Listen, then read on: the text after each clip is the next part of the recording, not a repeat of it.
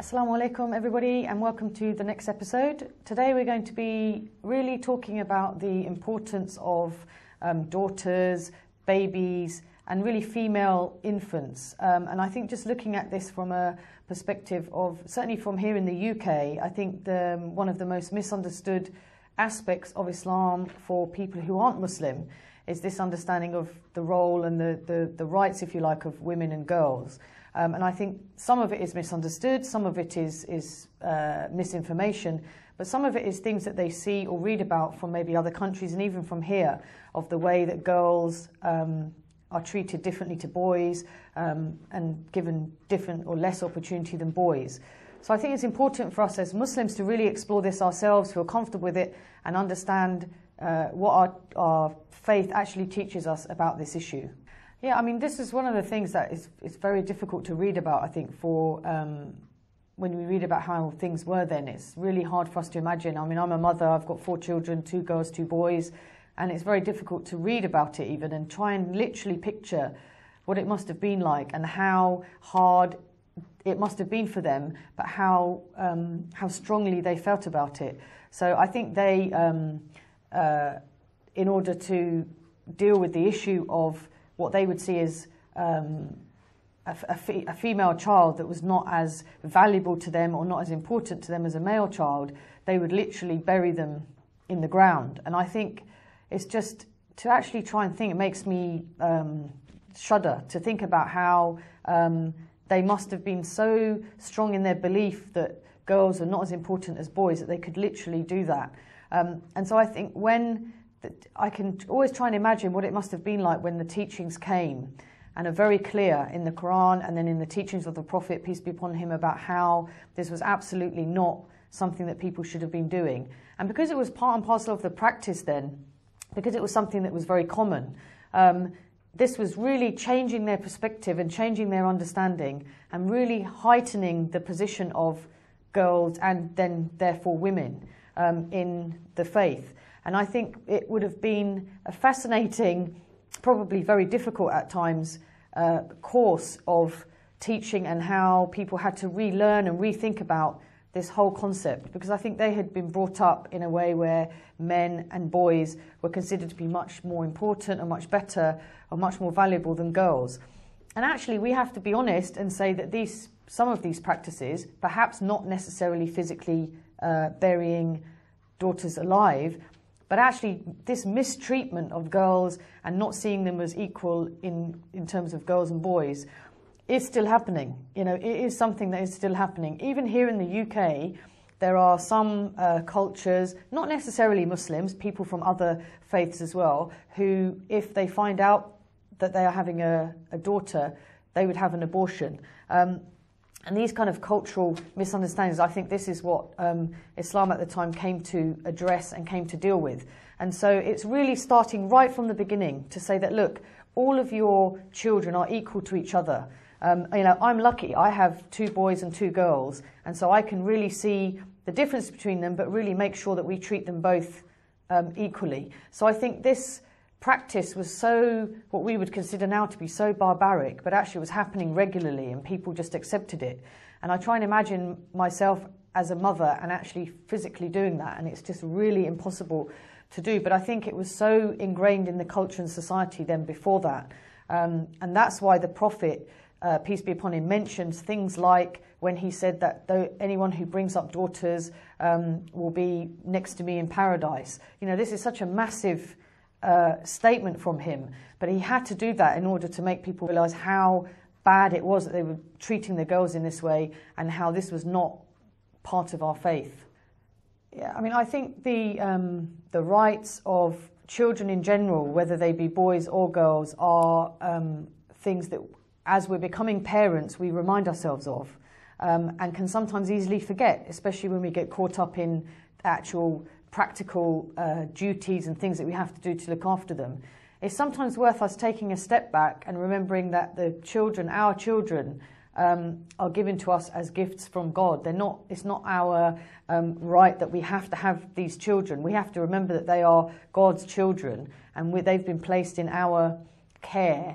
and we have to then look at every aspect of their life, and it's a big responsibility, and people need to really think about it before they have children. And obviously we all know that we learn as we go along. So I think the rights of children are there in terms of making sure they get given a good name, and it's very difficult sometimes to agree on a name. And I remember when we were having our children, I've got 2 girls, so the firstborn we called her Nusayba, and I remember there had to be a discussion with the wider family about what name we wanted and how would it fit with her going to school in this country, and would people understand the name, and would they be able to pronounce it properly, but also what was the history behind the name. And this name, certainly amongst Muslims in the UK, Nusayba is seen as quite an unusual name, but we actually looked back at the history and found out that she was such an amazing woman in history. And I liked the idea of being able to tell my daughter that this is the person that Nusayba was, and these are the amazing things that she did, and this is what she was as a woman. And our other daughter is called Sumaya, and again she was another, from the same sort of time in history, another amazing woman who did wonderful things, and was a pious, and was very much friends, and a sort of a person that was around the Prophet, peace be upon him. So we actually thought through in a lot of detail about the names of our daughters and also our sons as well. And I think that's one of the things that we need to think about. It was always mentioned that you have to just think through the name and think about what impact it's going to have on them as a person, and relate back to the history. We do also, I think, in this country need to think about the name and what it means for people around them. You know, our children have to go to school with other children who aren't Muslim, who maybe have completely different names to them, and how, you know, how that will work for them. And I can say a funny incident where my boys are called Isa and Musa, and we had an Isa first, and then within my family, my father-in-law said that if you have an Isa, then you really do have to have a Musa. So when we had another boy, that name was kind of almost chosen for us. And so that was chosen by my father-in-law. But when I remember someone, one of the other children that play with my boys, and obviously we always call them Isa and Musa, they knocked on the door, and my boys had obviously explained to them what the names meant in English, so Jesus and Moses. And so he knocked on the door and said, are Jesus and Moses coming out to play? And because we're not used to hearing it like that, I actually found it really cute, but actually quite funny as well. So I think we really did think through carefully about the names and what it would also mean for us to be able to explain to people around us, our family and others who aren't Muslim, what these names mean and the kind of connections. And I think that then gives my children, they feel that their names are important as well, and they have a connection. So I think we really put a lot of emphasis on that, and that's recommended to do that. It's also obviously recommended to breastfeed a baby, to nurse the baby for 2 years if you can. And again, this is something that women sometimes find easy and sometimes find hard. And I think as women, other women, we need to support each other in this. It's such a blessed thing to do if you can. And people put a lot of pressure on themselves, but they do also need support and care and for encouragement from other people around them. In the early days, it can be quite difficult, even though we know that it's there and it's encouraged. So I think this is one of the other things that we are recommended to do, which is to nurse the baby. And of course, that then develops a really strong bond between the mother and the baby. And then we need to make sure that other people also have a role in their upbringing in the early days and bonding with other members of the family, and people helping where they can. So I think all of these things are really given importance, and although sometimes these things come naturally, for some women, of course, they don't come naturally. And where women are maybe finding it difficult or very tiring or struggling to bond or understand their children, I think that's the role of other women, especially around them, whether it be in family, but also friends and in wider support groups that can help one another. Because I think there's always this automatic understanding that a woman will automatically be an amazing mother. And of course, it's not the case, and it is actually a very difficult role that requires learning and understanding. So while we have the teachings of the faith, we also need to find what works for us as mothers, and then develop the best relationship we can with our children. Okay, I mean, I think, as I said, the role of parents, whether we be in the UK or in Egypt or in any other country, is sometimes very difficult. And I think before we become parents, we kind of imagine we see others and we think that it's easy, and we imagine that we get given a manual of how to do things, and of course it's not like that.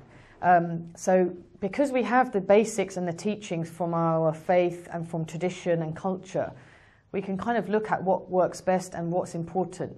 And of course education is really important. So education in all aspects, education for ourselves to then be able to pass that on to our children. Now education right from the start is important. So we need to be educating ourselves but also our children on all aspects of life. I think sometimes when we think about the mother is the first educator of the children, and of course that is normally the case. And sometimes that can be quite a daunting idea, somehow that all of the emphasis and responsibility comes down to the mother. And I don't think that is the case. I think it's the role of everybody around the children. But of course the mother has one of the primary roles in doing this, which also means that she then herself needs to feel that she's educated in certain aspects. And right from the beginning, we're taught that the education for girls and boys is equal, and for women and men. And so that starts right from a young age. We need to encourage our girls and boys that education is important for them, and that they should put a lot of emphasis on it, and that it should be a priority in their life, and that they should love it. And I think if we can develop a love of reading, of learning, of exploring, of asking questions, then I think all of this will develop a child who is curious and who is well-rounded, rather than just somebody who feels education is a formality that they have to go through. And it's a challenge. I mean, I have children of different ages, and they go through different stages of wanting to learn things and not wanting to learn other things. And I think also for us here in the UK, who maybe send the children to a school which is a school where children are from all different backgrounds, they're not all Muslim. And clearly in some of the schools you would have a situation where a child is maybe one of the only children that is Muslim in the school.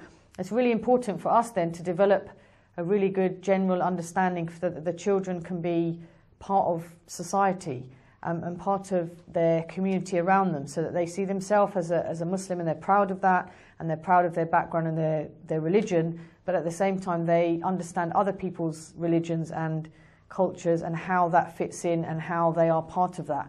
So I think when we say education and the child has a right to education, we need to see it as a broad education, and not just sending them to school, or maybe we homeschool, or maybe we teach them at home, but an education of the world, an education of understanding people, how people are, how they relate to others, whether they be Muslim or not, how you relate to someone that's male or female, the opposite gender, how you relate to people who are older. All of this is part of education, and all of this is a responsibility of the parents, especially the mother, but father as well, and other people around them, to really give the children a good all-round education, and really also target what they're good at, what they like, what they want to do as they grow older, and of course understand their faith. So teaching about history, helping them to understand, connect with people from the past, whether they be younger people or older people, or teachings that relate specifically to children,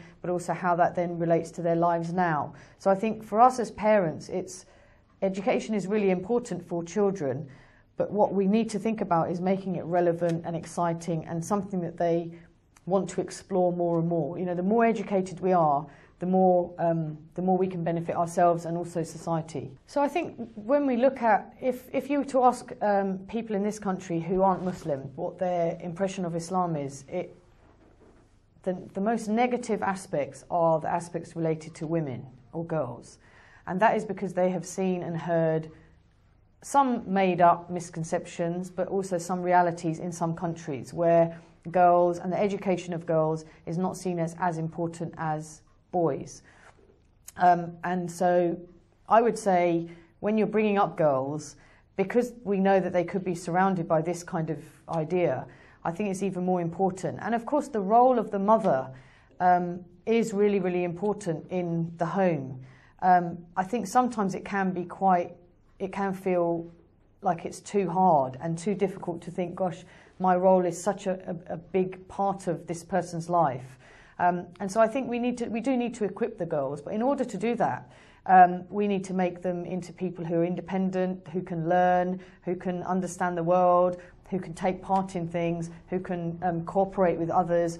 And, you know, that needs to be, the emphasis on that in girls and boys is just as important.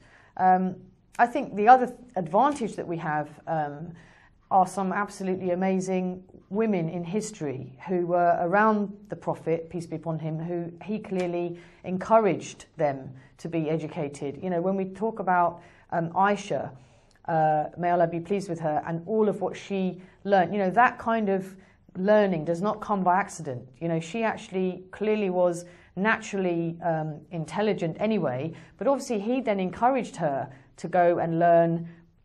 And after he passed away, she was the biggest transmitter of teachings about him. And, you know, if it wasn't for her, we would never have known all of that we do about him. And so we need to be reminding our girls of these type of people in history, but importantly, making them realize that they can also play that kind of role in their own lives, in whatever field they want to.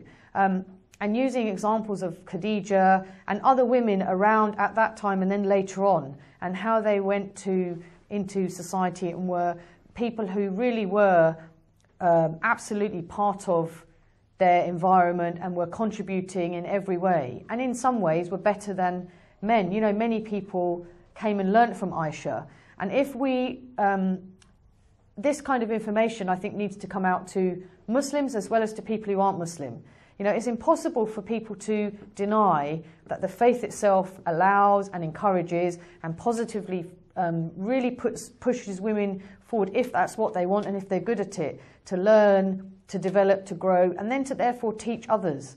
You know, how important it is for us to have information, education, and then pass that on. We're told how important that is, and that's there's a lot of reward in that. And it's not seen as favourable if you have something and you keep it to yourself.